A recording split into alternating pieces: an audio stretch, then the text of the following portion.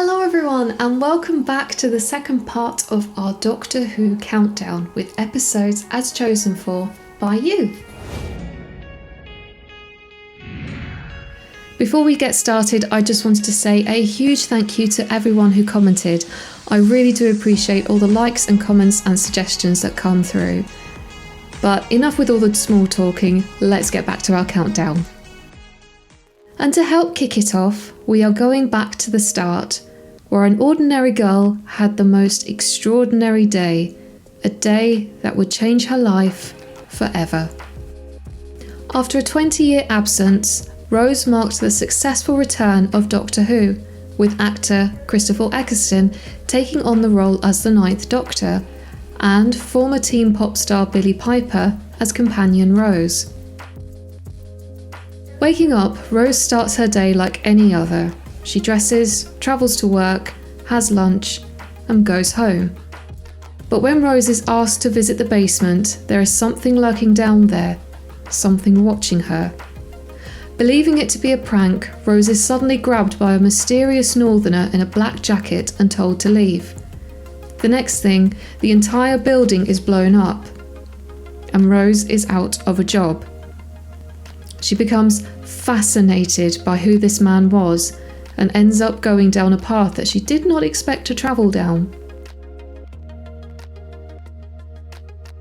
Rose offers a light-hearted return to the world of Who, and bringing with it significant changes, such as Rose Tyler. Rose Tyler was the first working-class companion that had appeared on the series, something that former Doctor Sylvester McCoy praised for. For his companion, Ace, was meant to be of working class. However, the BBC decided not to go with her accent and instead gave her a middle-class accent.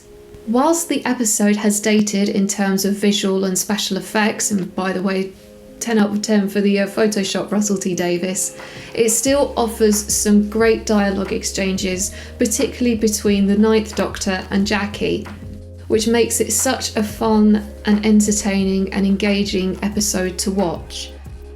One of my favourite things about Rose is that there's something there for everyone. It doesn't exclude new fans and it doesn't exclude old fans. There's enough information there for both to sort of come together on this new journey into Doctor Who.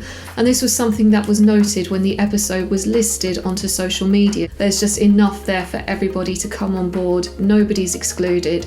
And it's something that I hope 15 can do as well, is to bridge the gaps between the old fans and the new fans, particularly those who are coming straight from Disney+. We now travel to another season opener for an earth-shattering and electrifying debut in The Woman Who Fell to Earth. After crash landing into a train, the Doctor is confronted by an electrical orb that leads her, along with her new companions, Yaz, Ryan and Graham, to a series of gruesome deaths involving broken jaws and missing teeth. So one of the best things about The Woman Who Fell to Earth is the use of location and filming and editing. For example, one of my favourite scenes is when Ryan goes to search for his bike after throwing it across the hill. You go into this enchanted looking forest which almost feels like a fairy tale, folk tale, and that is a common theme that was very much created by Stephen Moffat, and I think it carried on into this episode. It's just the sophistication and the editing is raised so high that you can't fault it in that sense. It's a very mystical and magical opening. The costume design and the prosthetics also increased in terms of production value. This could be where the Whittaker series sort of falters a little bit, just because it feels a bit too sophisticated, but that's another topic for another time. Another brilliant scene within The Woman Who Fell to Earth is when 13 makes her screwdriver, and this is when she really feels like the Doctor. This is where you think, yes, okay, I'm in safe hands with her now. Whereas before it was just, okay, who is this person? Who is that? And that's something that all the Doctors have. You have these moments where they aren't sure, so you aren't sure, and then they'll do something and it'll be click, that's it, that's them. So with Matt Smith, for example, when the 11th Doctor took the fire engine, for me, that was a moment of, yes, that's the Doctor. And with Jodie Whittaker, it was when she was getting ready to build the sonic screwdriver and said, oh yeah, this will be fun, won't it? And drew the curtain. And it was, yes, this is the Doctor, this is her moment. And Jodie Whittaker steps into that role extremely well. So for those two elements of the episode, they all bring it together, and it's a joy to watch. There are also some great scenes and exchanges between her and the villain, Zim Shaw, but she calls him Tim Shaw. Tim Shaw. Whittaker's series would also be the only one from New Who not to feature a story arc that would develop over the course of the series, and would instead focus on singular stories. From a series opener to a series finale, this time we are venturing into a fairy tale to see legends and foes embark on the imprisonment of the most dangerous thing in the universe. But don't forget your glad rags and dancing shoes as we venture to the Pandora Opens and the Big Bang. Travelling to Planet One, the Doctor tells Amy of a legend that written on a cliff face made of diamonds is a message. Stepping out of the Tardis, the Doctor reads the message on the cliff. Hello, sweetie. The mysterious river song leads the Doctor to ancient Britain during the time of the Roman invasion, as she tricks the Roman guards into thinking that she is Cleopatra. River has travelled across time and space to give the Doctor an important painting by Vincent van Gogh. The image is of the TARDIS exploding, which has been given the title of the Pandora Opens.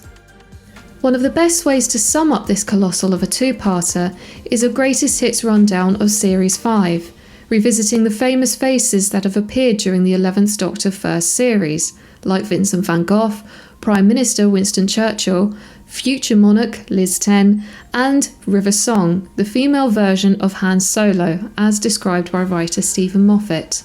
When taking over as showrunner from Russell T Davies, Stephen Moffat wanted to keep up with the tradition of making the season finale bigger, better and bolder than before, and so he poured everything that he could to make this happen. Hence why there are so many infamous Doctor Who foes poured into this two-parter. Another great aspect is you have the development of Amy and Rory's relationship, along with the legend of the Roman soldier who stood by the Pandora. It feeds very much into the fairy tale narrative that Stephen Moffat was deriving for Amy and the 11th Doctor. It's very enchanting, it's sad, but also beautiful. And that's why I feel that this is one of the more stronger season finales within Stephen Moffat's era, because it felt fresh, it felt new, and there was also just this hint of magic that is very much Doctor Who just bedded into it, and that's why it works so well. One of the things that I would recommend when watching this, if you've never seen Doctor Who or you've never seen Series 5 of Doctor Who, is to just binge watch Series 5.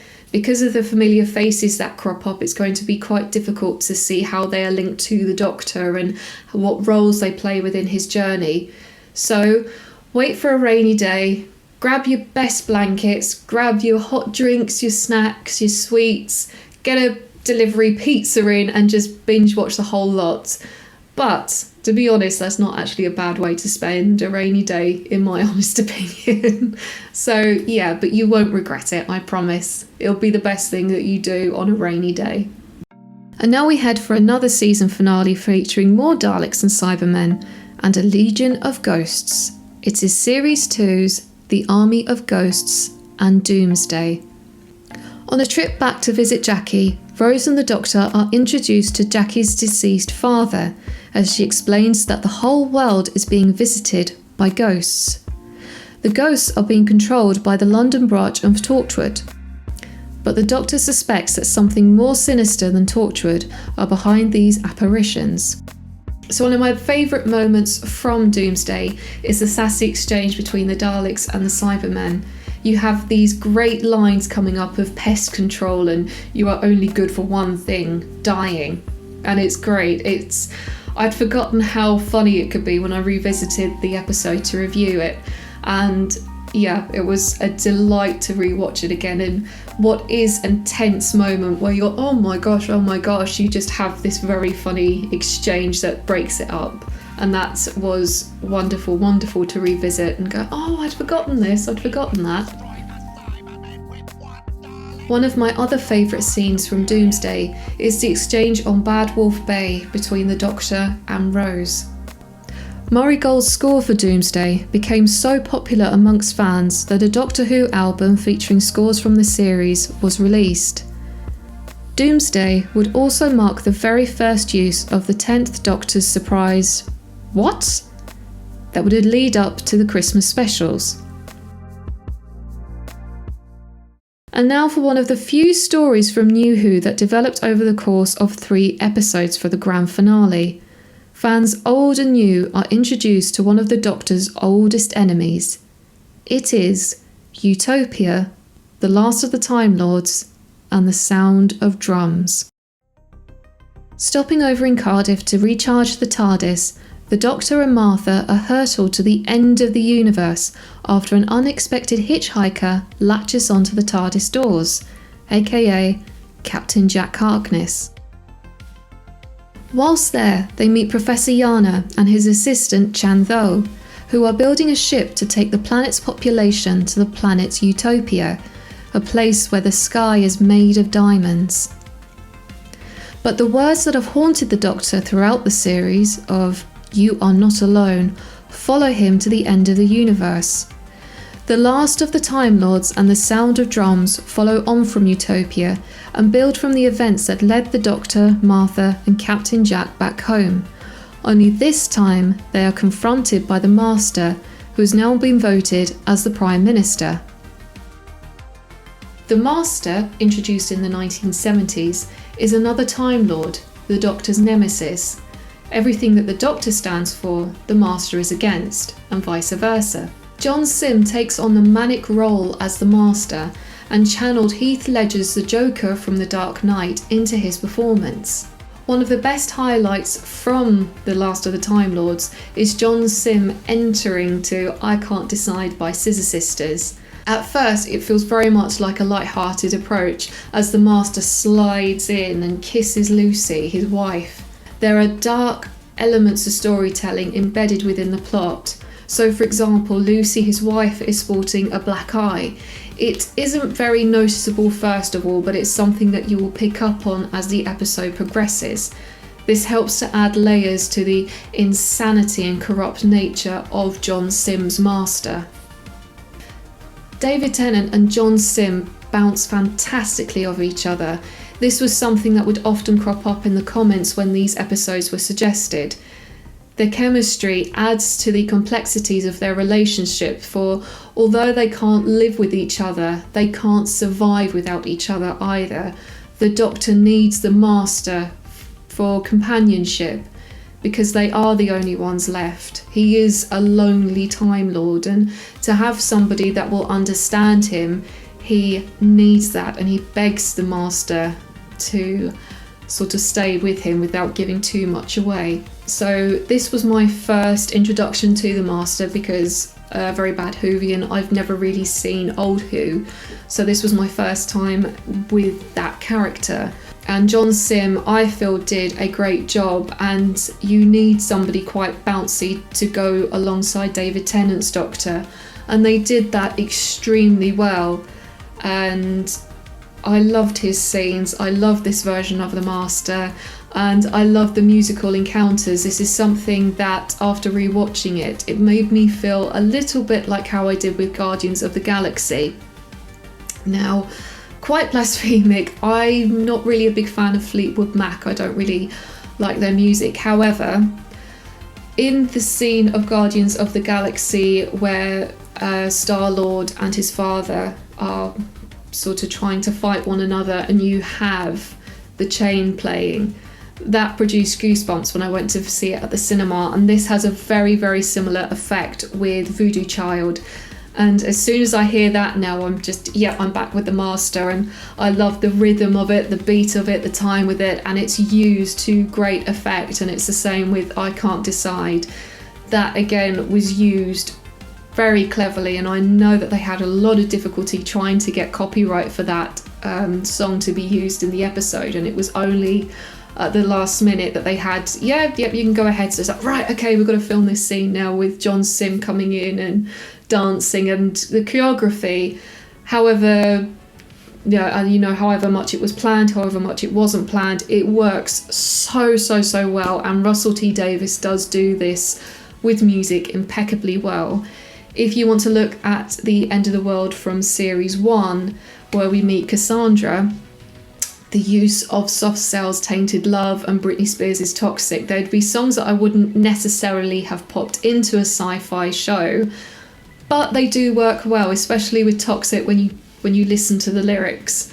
And this is something I deeply admire, where you can get songs that either you're deeply passionate about, or even better, songs that you may not necessarily have thought about, or I'm not really that fussed, but when it gets you in that moment and it can produce goosebumps, that's when yes, fantastic storytelling.